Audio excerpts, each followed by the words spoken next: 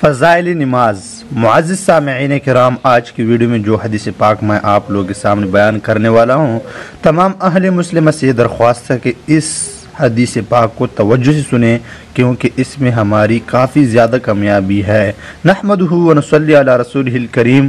اما بعد فاعوذ باللہ من الشیطان الرجیم، بسم اللہ الرحمن الرحیم۔ حضور اقدس صلی اللہ علیہ وسلم کا ارشاد ہے کہ جس شخص کی ایک نماز بھی فوت ہو گئی، وہ ایسا ہے کہ گویا اس کے گھر کے لوگ اور مال و دولت سب چھین لیا گیا ہو،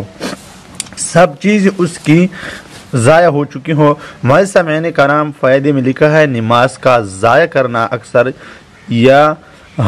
بچوں کی وجہ سے ہوتا ہے کہ ان کے خیر خبر میں مشغول رہے، یا مال و دولت کمانے کی لالچ میں ضائع کی جاتی ہے۔ حضور اقدس صلی اللہ علیہ وسلم کا ارشاد ہے کہ نماز کا ضائع کرنا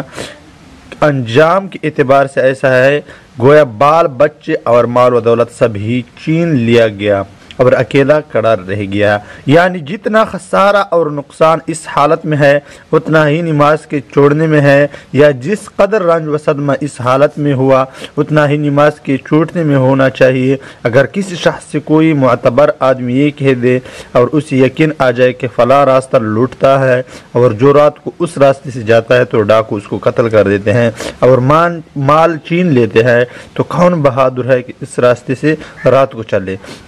رات کو تو دور